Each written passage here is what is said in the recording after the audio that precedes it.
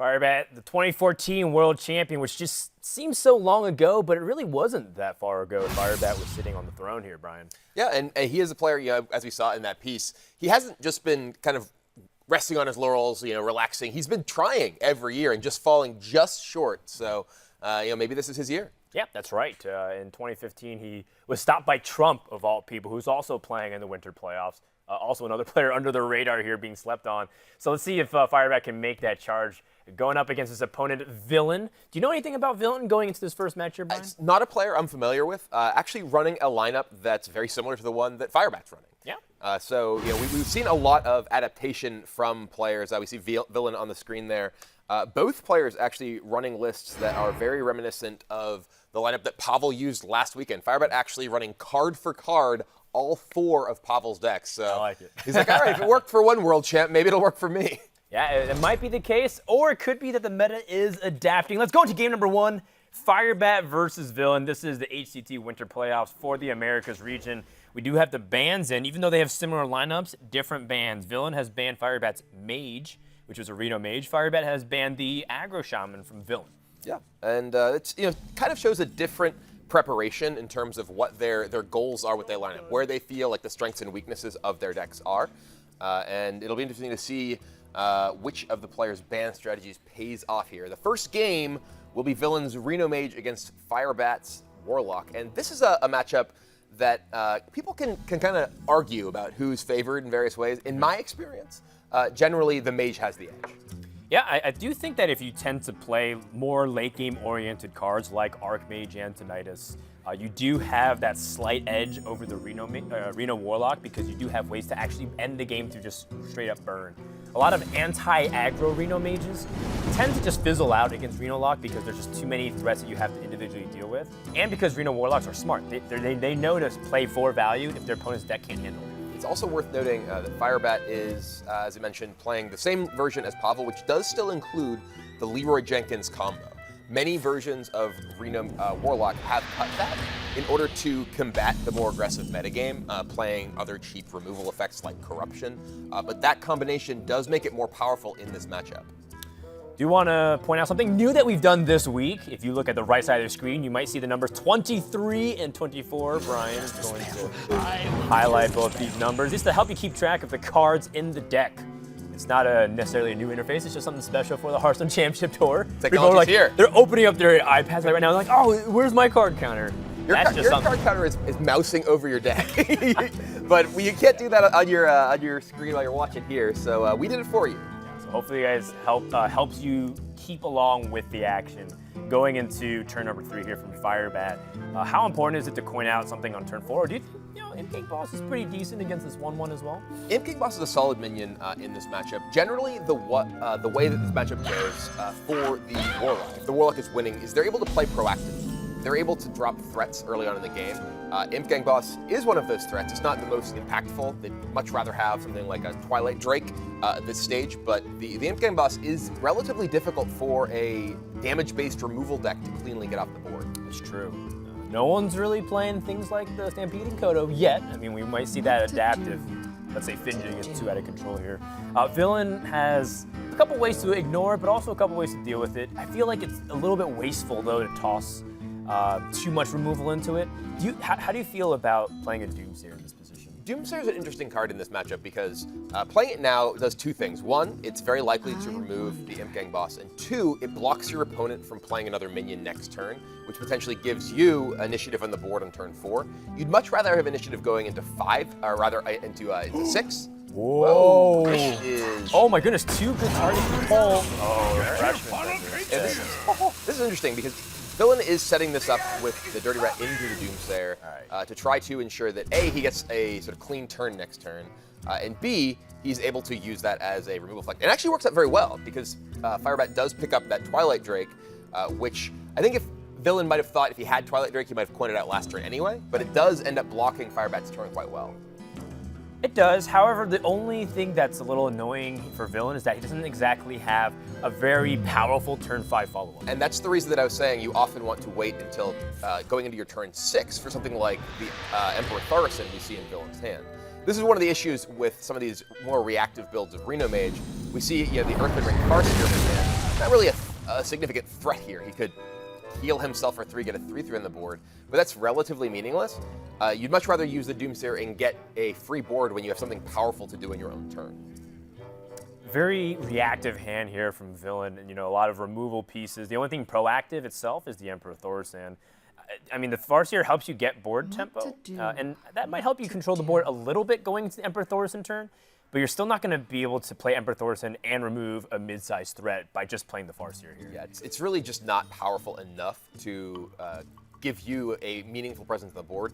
One of the sort of dynamics of this matchup for the Reno Mage is trying to get in just incremental damage in the early turns and get your opponent to a stage where they feel like they need to play Reno Jackson, at which point you can then actually really pressure them with your burn spells and try to win the game. So there is that argument for just dropping the Earthring Farseer down here, and it looks like that's just what Villain's going for.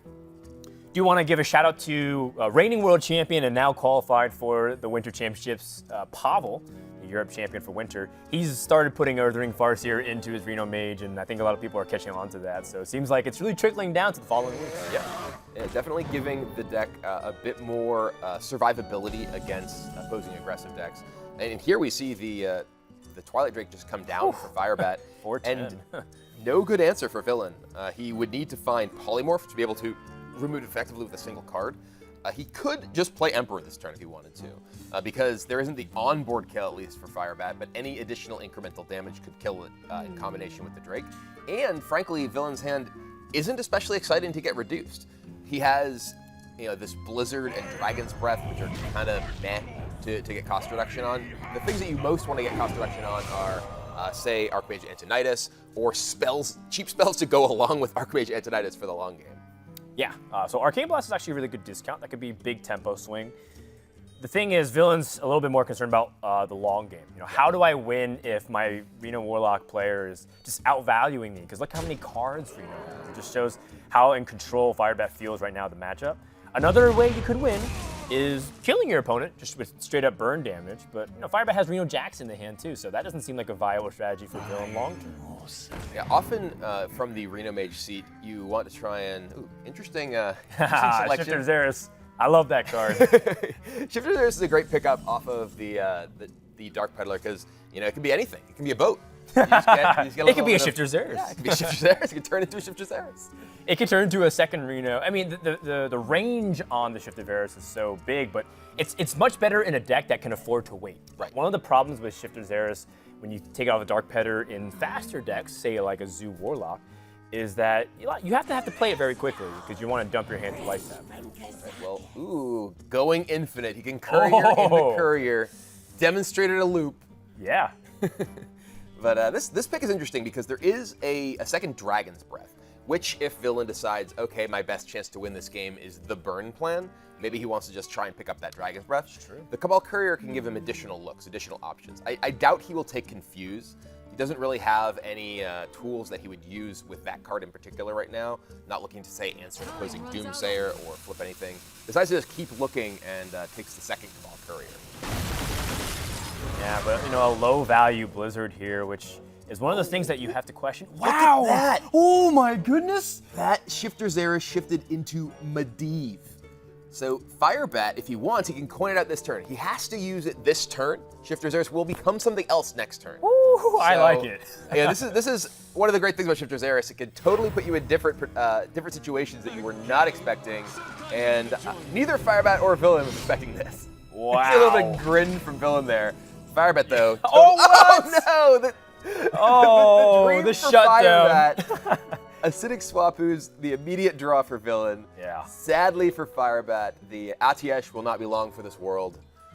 But it's still 7/7 to deal with. It's true. But Villain has the Firelands Portal, so that seems to be a very good way to get tempo back on your side. Forcing your opponent to use a Firelands Portal and an Acidic Swampooze and trade a minion into what you took off of Dark Peddler is incredible from a resource perspective. Yeah. It's slightly disappointing for the side of us that really wants to see what this ITH could actually pull off. But, Villain's able to weather the storm, and looks like Firebat's still in the driver's seat here. That was like a ruined/saved moment, depending on perspective. Half empty or half full. Firebat, there's a decent amount of pressure on the board. 9 power with 16 health remaining. Do you feel like this warrants a drastic reaction? Or do you think it's still okay? Firebat has to do something about this board. He either needs to at least remove the Ethereal Conjurer, or he needs to Reno, because he's just in range. It looks like he's going to go ahead and use the Shadow Flame with the Ooze, not fearing any kind of weapons out of his opponent's deck, just uses that combination to clear the board. Gives him a life tap as well, which, as we mentioned, this is a very resource-based matchup, so it can be a very big deal. Villain pick up a Polymorph, so a good answer to the Giant that Firebat just picked up. And Wow, dear. that is a heavy-handed discover. Kazakus, of course, immediately stands out to me as one of the strongest cards, if not the best card that you can get off Cabal Courier. Yeah, I mean, I can't imagine taking something that isn't Kazakus here. He doesn't even have the mana to play Anomalous right now. Anomalous, doesn't really represent a particularly powerful threat when your opponent, if you're trying to go on offense, Anomalous can be detrimental because your opponent can just kill your Anomalous and kill everything else as well. So Kazakus is the pick for Villain, and he's going to go digging for a potion. Chooses a 10 mana potion because it is that late into the game. And this is an interesting decision because I was actually going to mention this earlier when Villain first played the Doomsayer. The resummon ability on Kazakus potions is one of the most powerful against other control decks. But if you have played a Doomsayer previously in the game, the threat of bringing back your Doomsayer and essentially nullifying that portion of your Kazakus potion is a really big deal. I'm counting, I think, 8 minions a total have been played, including the Kazakus, or maybe 9. So that's a decent chance that it gets revived if you chose summon 3 minions. We'll have to go ahead and find out later if that's going to be the case here. So Firebat, of course, going to be a little bit disappointed, but he still has a lot of value in his own hand too. So it comes down to what he's able to do to answer this board if he chooses to. But because if he doesn't answer the Kazakus, one thing that's really good for Villain is he has a Manic Soulcaster, and he can shuffle that Kazakus back into his deck. And if he draws that other Kazakus, he's going to have at least 3 Kazakus this game. Yeah, there's definitely a sort of dynamic in these control matchups that often revolves largely around Kazakus, and sometimes just how many times you can Kazakus. So the fact that he got a bonus one, we see the potion there. He did pick Build a Board, essentially. That's the best Build a Board potion. Right. We need to build a board workshop with Kazakus. We should open one of those in the local mall. We're going to build a board and make Kazakus pay for it. Oh God. Yeah, I mean, it's gonna be interesting to see if the Doomsayer comes out because it's a pretty high chance that it does. Firebat looking like he's not going to be intimidated here. He's going to Sylvanas and the Farseer. Seems like he's not afraid of dying from any kind of burn. He knows that the most damage out of a Kazakus potion is 8, so even if his opponent had that, he would be safe. Although, let's count how much damage that he has now right now. Yeah, the Dragon's Breath plus Fireball is 10, so he's actually 1 damage off lethal, and he's actually 1 mana off wait, can he? No, he's can't quite do it. No, yeah. He nearly has it. I was thinking, okay, can you Arcane Blast anything and kill it? If that was a 2/2 in play, he can ping. What are we talking about? He still has a mana to ping. I was thinking he needed the cost reduction, but he actually just has it straight up. Yeah, the ability to end the game right now from Villain, and Firebat played a little bit too greedy here because he wasn't really expecting things like the Dragon's Breath. Firebat, of course, he had that Reno Jackson in hand. He had Kazakus in hand. He had Leroy in hand, so he just had to assemble. He needed buy a little bit more time to assemble an opportunity to end the game. Did Firebat get too greedy there? It's possible. The thing is, he has to be thinking about, okay, what are the possible cards in my opponent's hand? What are the cards in my opponent's deck? And Dragon's Breath isn't in his deck. The Dragon's Breath, came earlier off the Battling Book, I believe, early in the game. So that's not a card that he's thinking about sort of mathing out his turn against. He knows there's no Roaring Torch in the deck, yes, because Forgotten Torch hasn't been played. So his opponent literally has to have a Dragon's Breath or another Fireball off of the Babbling Book for him to be able to die there, and he plays the odds and just doesn't work out for him. Yeah, and if you look at how some of those other cards like Medivh and the Kazakus got off the Cabal Courier, they actually had really minimal impact in the end because of how much burn the Reno Mage had. Firebat was not expecting because he thought, if he has Frostbolt, if he has even a Forgotten Torch, he's safe out of that range by 1, but he wasn't safe off that Dragon's Breath. So with a very crucial Game 1 victory here from Villain, he's able to take the edge in this series. But one thing that really does fascinate me is the differences in bans, Brian. The fact that Firebat chose to ban Shaman, Villain chose to ban the Mage, even though they're running similar strategies. Do you like one choice over the other? I mean, I generally like banning the Shaman there. I think that the Shaman is a stronger deck against more of your decks, and I think that frankly the Mage is a deck that you can beat with any of your lineup. Obviously, Mage is strong in a couple of the matchups we saw it work out there, but generally I think that you're going to struggle more to find a win against the Shaman. Yeah, I can definitely agree. I think Shaman comes in here as one of the most represented decks. It's, I believe, the third most popular deck of the tournament. The first, of course, is Pirate Warrior. So those are two of the main decks you're trying to counter all the time. Interestingly, since last week, those stats have actually shifted quite a bit. The single most popular deck last week was Reno Mage. And after that, it was, I believe, Aggro Shaman, then Pirate Warrior. But we've seen some shifting in terms of what people brought in reaction to how things went last week. We saw a lot of lineups last week that targeted Reno Mage, and they had a lot of success. And it looks like that made people a lot leerier about bringing Reno Mage, though clearly neither of these players. Yeah, Tempo Mage has definitely gotten a resurgence throughout week number 2 here, the winter playoffs.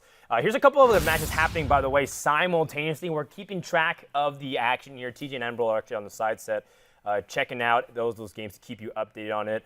We have Frozen versus Noblord, which again, that's a matchup of titans. If you guys know Frozen, of course, he's the guy who made it to the last call. Noblord also made it to last call. So 2 of the top 8 players from last year in points for this region. Playing in round 1, Brian, when that first loss stings a lot, that's really tough. Yeah, it's definitely a rough spot for both of them. Though it is worth noting that even if you do lose in one of the early rounds, it's good to lose against someone who you think is going to do well, because that player's record overall impacts your tiebreaker. It's true. The other match, of course, is Dude 7597 up against Seeds of Blood, a Tavern Hero. Dude's actually my pick to go to the championship as one of the favorites, because I love his lineup and I think it has a lot of potential. Brian, actually, I didn't get to hear your picks. They left a lot of people off the board here. It's true. I mean, I can't believe no one picked Amnesiac. So if I'm going to pick someone, it's going to be Amnesiac. I think that he not only is a great player, but clearly feels like he has a lot to prove right now. He wants to back up his talk about coming back and getting revenge on Pavel, and Pavel's already there. So. All right. Well, you heard a couple of our picks. Hopefully, you guys also get your picks in as well. Make sure to let us know by hashtagging HCT. Now, let's go into game number 2. We're going to have, looks like a Pirate Warrior mirror here. I'm looking for differences in decks, and I don't really see any here, Brian. So let's see what ends up happening in game number 2. Yeah, it looks like both of these players are playing card for card the same Pirate Warrior deck that, actually, no, there's one card difference. Right. There's a South Sea Captain versus a South Sea deckhand. Yes. Deciding which South Sea they want to bring on board. But Villain has the second copy of the deckhand, while Firebat has the second copy of South Sea Captain. It doesn't seem like any of their warriors are teched for the mirror. Pirate Warrior is the most represented deck in the entire playoffs. And a lot of players have even started making sure that they can try to win the mirror. So that's why they have cards like Bash. So that way they can get that extra range, have that ability to also be a little bit defensive if necessary. So we'll see who ends up getting to a lead here. Firebat with a very crucial turn 1 play, but he's going to be struggling for turn 2, and that's going to be crucial because Villain also has a very strong turn 1 play, and Firebat needs to keep up the tempo. Yeah, Villain with the Nazas first make can just clear out all of Firebat's board here, which makes the South Sea Captain in his hand much worse. South Sea Captain is at its best when you're able to establish and preserve a board, and is much weaker as just a 3/3 for 3. All right, so Villain, I mean, he's got the Nazas first made. That's an obvious play. I think he's thinking about how he wants to utilize this coin. There's a lot of options with coin South Sea Deckhand or South Sea Captain versus saving for Blood Servator, or maybe coining out right now for Sir Finley Mergleton. Yeah, Sir Finley is an interesting card in the early stages of the game because it's just a 1/3. Even if you don't get a hero power that's relevant, the fact that you get a 1/3 body is quite important in this world of 1/1. And couple of picks here. Shapeshift is the one that stands out to me the most, simply because it gives you the ability to interact directly with the board, and that's very important in this matchup.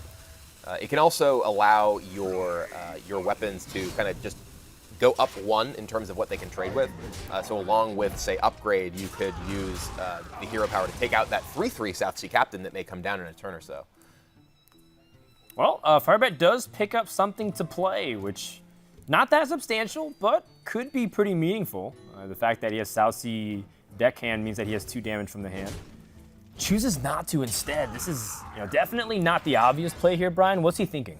So I think that part of the thought process here is that Firebat, he's going to play a Dread Corsair next turn most likely, and then he can combine the South Sea Captain with the South Sea deckhand for a 3-attack charge minion that can be used as removal. If we were to play it now, it really wouldn't get anything done.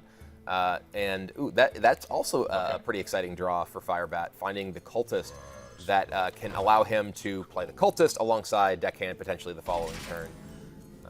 So now... Yeah, then he gets a stronger weapon, and Dread Corsair gets cheaper, allowing him for better tempo.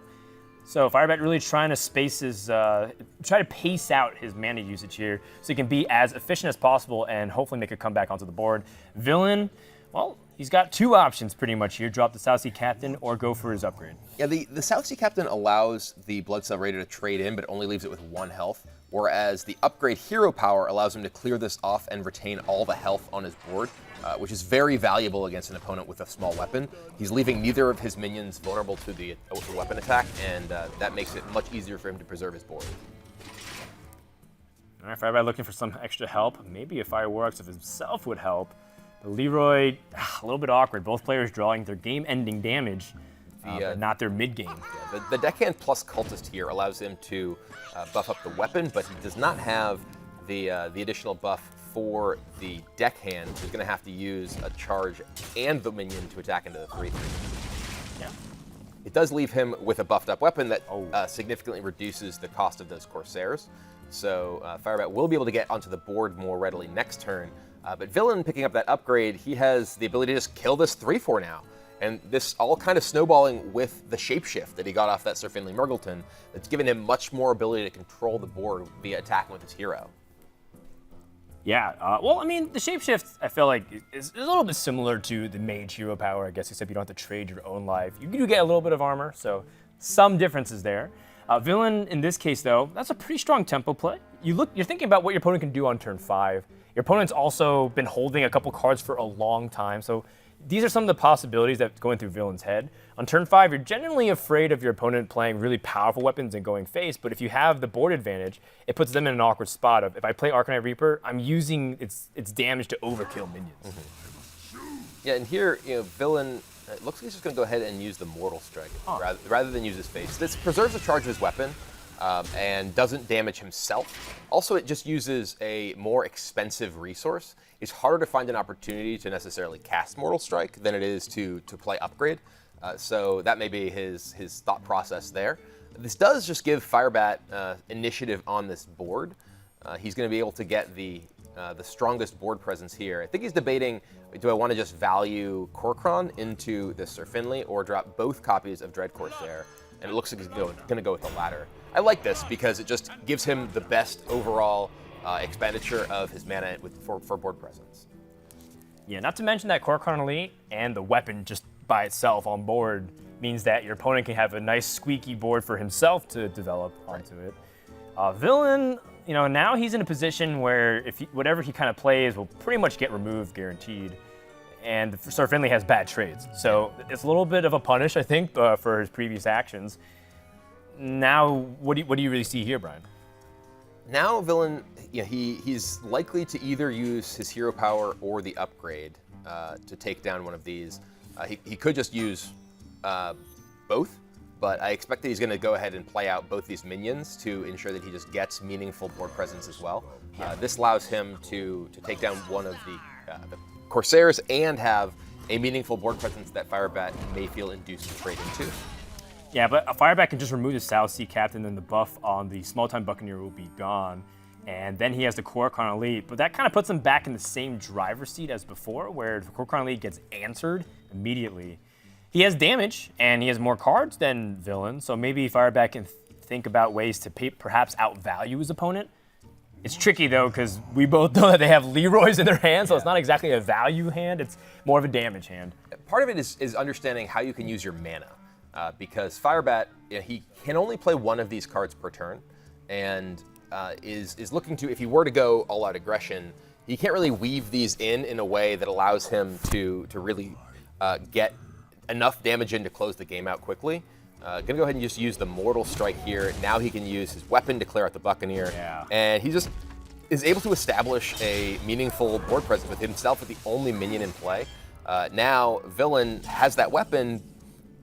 Ooh, but a Frothing Berserker is an excellent draw. He's able to immediately get it up to a 3-4, which prevents the Kor'kron Elite getting a value trade next turn. Yeah, I really like this line by Firebat, and Villain picks up a pretty important card, but again, it can just go 1-for-1 with the Kor'kron Elite, and you're at -1 on the mana cost, which is a little unfortunate for Firebat. It's like his Fiery War Axe comes into the hand here, which is something that he would have loved a lot earlier, because with the Dread Corsairs, with that Bloodsail Cultist, it would have been much more powerful. Do you feel like this game is pretty even? It feels like it's kind of hit a standstill. It definitely is. I mean, Firebat has slightly more life, but a similar amount of overall resources. Both players basically with a 3-attack weapon and a Leroy. Now Villain picking up that Bloodsail Cultist, that could be big because he's going to have a potential minion that isn't killed by Fiery War Axe that can stick to the board and deal repeat damage. You know, a lot of people think of Pirate Warrior as this kind of all-out aggression style of deck, but we're seeing in this game that is, in these mirror matches at least, it can very much come down to these real wars of attrition. Absolutely. It just reminds me of Hunter versus Hunter back in the day. You know, even though they both tend to be very aggressive, there's a lot of small decisions, and sometimes they end up getting gridlocked. Yeah. And this decision for Villain is a tough one because being able to get a cultist on the board that can get damage in is valuable, but at the same time, if he just picks up another minion, another pirate, he could buff up that weapon and get an additional charge. So in a attrition-based game, waiting to pick up another pirate is super powerful, whereas in an aggression-based game, getting the minion on the board to be able to continue to attack is what Villain wants to do, and this is really a crucial line. Ooh, and he's actually just going to go ahead and play Leroy. Perhaps once you get the damage in. Well, this is a big cost killing this whelp here, because he is forced to use his 3-attack weapon, which removes the weapon for the cultist. I wonder if Villain may have pulled the trigger a little bit too early with that Leroy if this was his plan. Well, Firebat can actually do the same exact thing right back to his opponent, which is pretty interesting. Firebat loves to play a lot of aggressive strategies in general and thinks a lot about his lineup. In fact, he's one of the guys who you heard at the very beginning of the series really tried to innovate a lot of lineup strategies. We had a chance to sit down with him and talk further about his lineup preparations heading into the winter playoffs. Lately in Hearthstone, I've been a lot more lineup focused, I'd say. So it's less about the individual decks, less about building the decks, and more about how a specific lineup interacts with another lineup. Yeah, Firebat sort of made a name for himself, not only winning the first World Championship, but doing so with a very scientific method. We heard the DJ Waite in that initial piece saying, congratulations to the Hearthstone scientist, Firebat. Yeah. And he was a player who really innovated on using spreadsheets and really digging deep into the numbers associated with building your lineups and building your decks. So it's interesting to see how that has kind of spread throughout the rest of the Hearthstone community at this point, and how effective it has been for him up to this point. Awkward draws again here from Firebat. He's got an Arcanite Reaper when he didn't really necessarily need it. He already had Upgrade, which functionally serves very similarly, and now, Firebat not having any kind of minion to develop behind it. Well, he does. He is Leroy Jenkins, but it's not exactly the kind of Leroy he wants right now. It might be more of a removal Leroy than actually damage. And playing the Leroy is pretty tough when you rely on these big swings of damage as your only real removal. If he upgrades this War Axe, I suspect we may see Firebat upgrade the War Axe and kill the Berserker this turn. He could actually just play Arcanite Reaper and upgrade that to get the better value of the upgrade.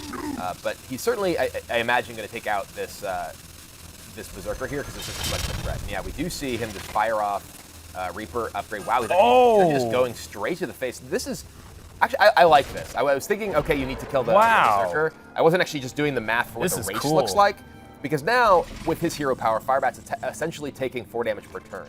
He's doing 6 back, whereas Villain, he's able to gain 1 armor a turn and buff that up by 1 with the shapeshift. So it looks like Firebat is just going to race, not going to bother trying any kind of removal plan at all. Well, there's 14 health, and he already has 12 damage, so Firebat only needs 2 more damage, and he has 5 mana to play with, so pretty much anything in his deck, that looks like a Buccaneer. That's not going to do it. But he's not technically dead either. Right. The Villain needs to pick something up himself in order to close out this game. Firebat can just go straight to the face with this Reaper. Yeah. It does put Villain down to 8, and if Firebat can survive this turn, he's gonna win with the Leroy the following turn. So there's so much damage in Villain's deck though. If he picks up a weapon, yeah. If he picks up any kind of burn, and he picks up Heroic Strike, it feels like so much of his South Sea deck. Deckhand, he doesn't die. They're just too likely for him to pick up damage. Firebat also, the fact that he just needed damage, any kind of damage source would have been perfect instead of another weapon. And that's going to be a 2-0 lead for Villain. Very, very tightly contested, but ends up being able to get the edge over Firebat, threatening to put the 2014 World Champion in a 0-1 score to start off the playoffs. Yeah, and an interesting name for Firebat's first round opponent.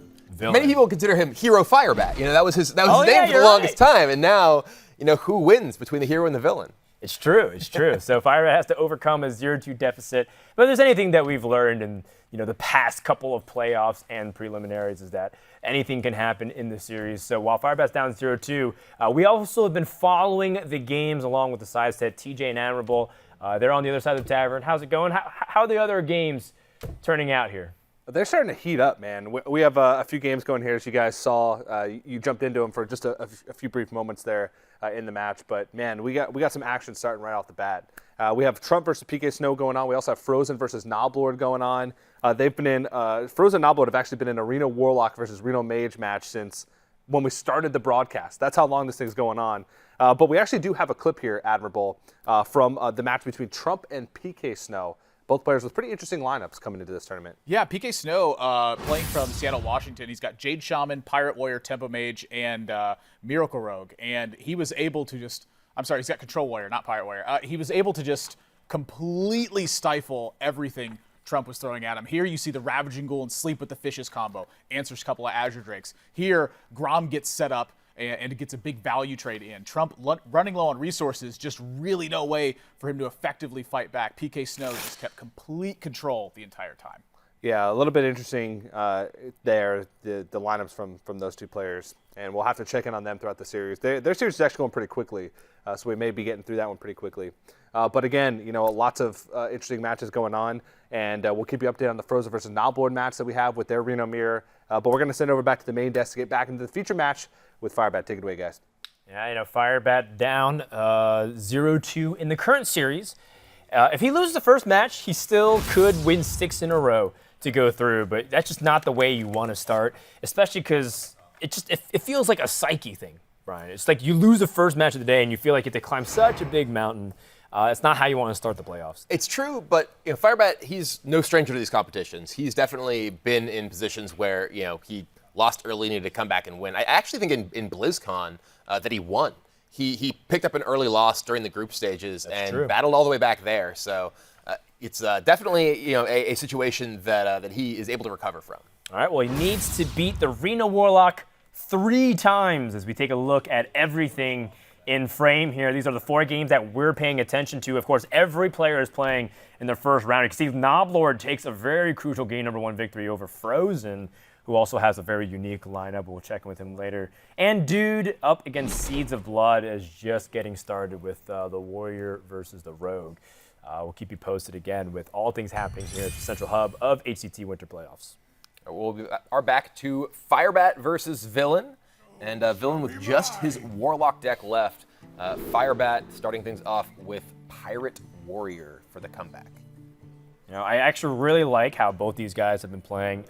Game number 2 was actually surprisingly very high level with a lot of the decisions that they made. There's a lot of times where I was thinking, this is like kind of awkward, but I can see where they're going with the lines, and it's all about how you deal with your hand. A lot of people can just play Pirate Warrior and hit the face with weapons, but when you're dealt with awkward scenarios, that's where the true good player shines. Yeah, and I was even talking on that one of the last turns we saw Firebat. I was saying, okay, he's going to kill the Berserker here, and then he sort of recognized, no, this is not a winning line. I need to just put myself in a position where I hope he doesn't have damage to kill me, and I hope I draw damage to kill him. And he was just a couple damage away from closing it out. Yeah. But Villain did draw what he needed. And now in this game, Firebat has a pretty strong hand. Turn 1 Buccaneer, but no weapon to back it up. And even if he does find one, Villain has a Swamp Ooze waiting in the wings. Yeah, which is a little bit funny because Villain ideally wants to drop this Swamp Ooze perfectly on turn 2. for a N'Zoth's first mate, for example, but does he hold it here, or does he even tempt fate with Dirty Rat, or does he just life tap, which is the unthinkable against aggro decks? Yeah, Dirty Rat is a card that against Pirate Warrior, sometimes you think, okay, you know, I can play this and maybe it'll hit a 1-drop. Look at Firebat's hand. There is nothing that villain could play that, and he is going to do it. This could be a disaster. And it is a free Frothing Berserker for Firebat. If he picks up a weapon now, upgrade, this could get messy. That's, I think it's a little bit off from being able to get past the Dirty Rat and have this Frothing Berserker. In fact, if the Kor'kron League came out, then he could have coined Frothing Berserker and then traded everything in. That would have been devastating. But Villain does have the Shadow Bolt, so I think he feels comfortable either way. So what's the best way to sequence this? You can definitely remove it. He just wants to keep as much of the board as possible here. You attack with the patches, and then your weapon, and then the Frothing Berserker. Gotcha. You keep your South Sea, or not South Sea, small time around. That's right. And Villain has to choose if he wants to remove the Frothing or the weapon and hit the small time Buccaneer. And Frothing definitely takes priority. Yeah, Frothing. I mean, look at it already. This is a 7-attack weapon that he has in play already, or 7-attack minion rather. And Villain, he's gonna have to fire off a Shadow Bolt at that because otherwise he's very close to dying already. Certainly, but that gives Firebat the time to play the Bloodsail Cultist, which is an extra 3. Actually, a +1 and 3 weapon charges, so that's a lot of damage. And even a South Sea Deckhand. Yeah, and I think that we're going to see him coin out the deckhand. This is a matter of just looking at what your curve looks like. Firebat recognizes I'm going to spend 4 mana next turn. There's no reason for me to sit back and just wait on this deckhand. If Villain has Hellfire, which is the best reaction to Firebat's board, he even has a minion that lives, and Villain's damaging himself and is very far away mana-wise from being able to actually play Reno Jackson. So this game is very much going Firebat's way.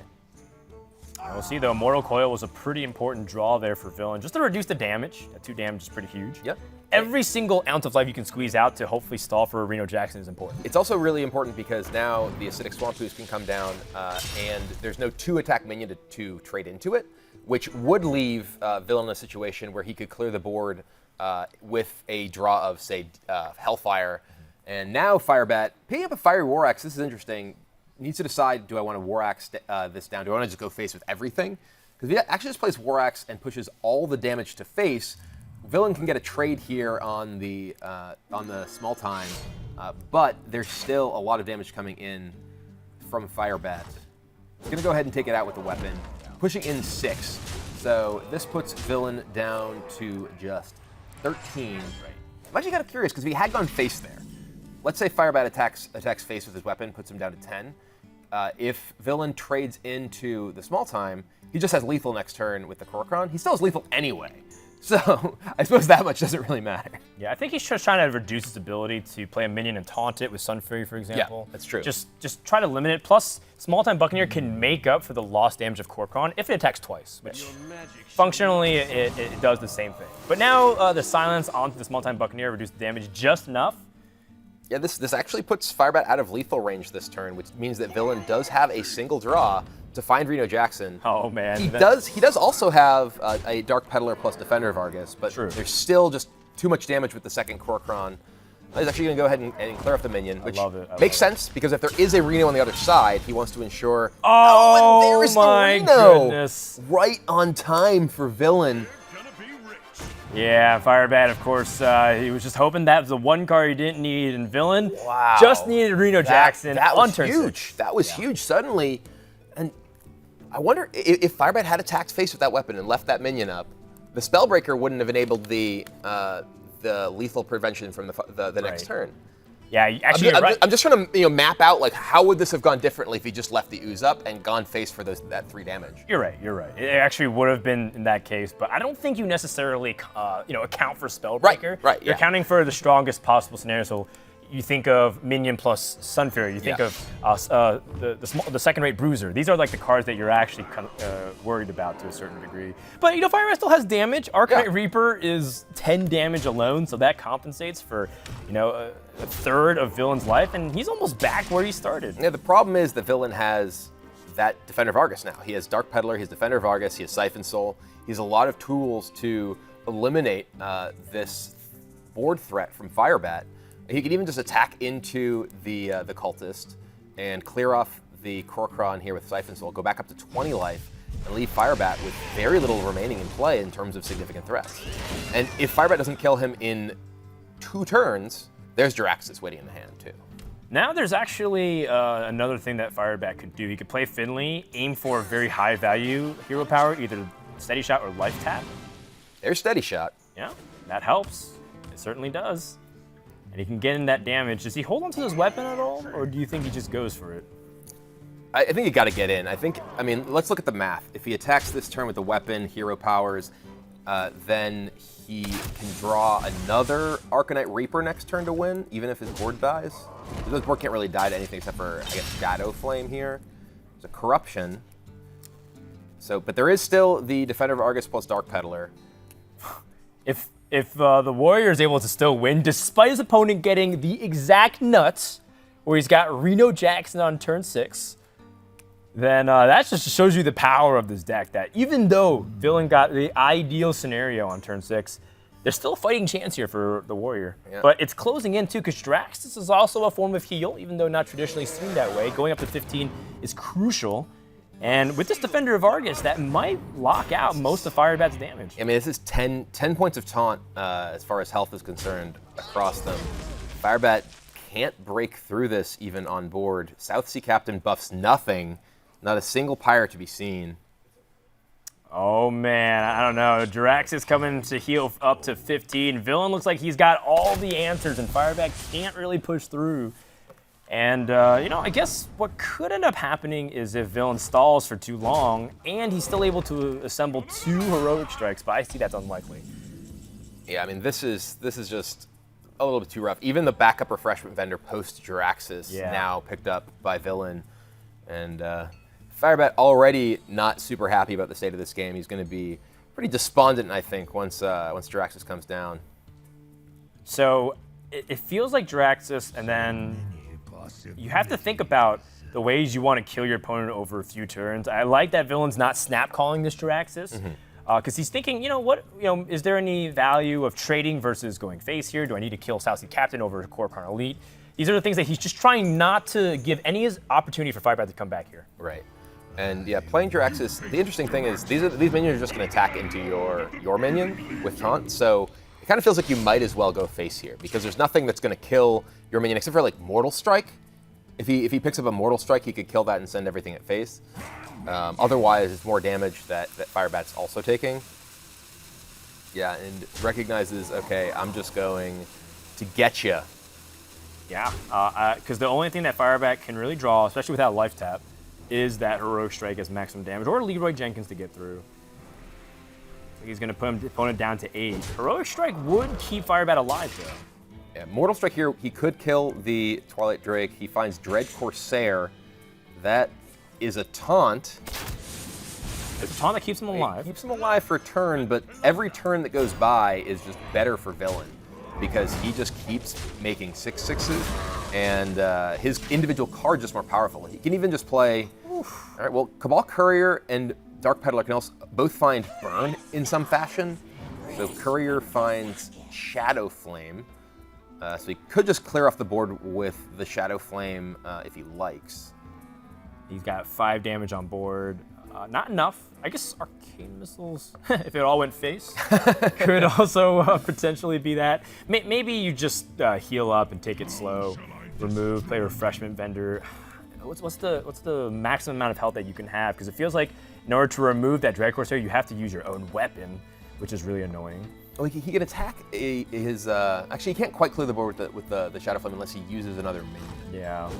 So I think it's Refreshment Vendor here. Go up to 13, and that should mean that you're safe against pretty much everything. Yeah, there's no individual card at this point that Firebat can draw that can end the game, and Villain just has the win next turn. He has another attack with... what are they called? Blood Fury? Whatever his weapon is. Yeah, I think so. Jiraxis All hands is what we all call it. And yeah, Firebat just concedes. So 3-0 win by Villain. Yeah. Firebat in round 1. Very strong win here by Villain. Being able to take the, I guess you could call it an upset, but if you look at seeds, he was actually up in points over Firebat. Firebat finished pretty high on one season, but Villain had a little bit more consistency in terms of how his ladder finishes were. So it feels like a job well done here by Villain, and I don't necessarily think that that it's one of those cases where Villain played bad at all. I think he actually had some really hard turns that series and navigated very well. Yeah, Villain definitely played a very strong match of Hearthstone there. I really liked his approach in the Pirate Warrior game, recognizing when it was time to take an aggressive approach, when it was time to sort of play the attrition game, and the cards just kind of fell his way, and that's what Hearthstone comes down to sometimes. Well, Evil wins this round, but the war is not over. We're gonna head over to TJ and Admirable. Good cop and bad cop, classically. TJ Which is which? Cop, I think. TJ, he looks way too friendly for bad. Sure about that? I feel like, I don't know. it's just bad cop, bad cop. Bad cop, bad cop. No way. I like to think it's like that too. That'd be a great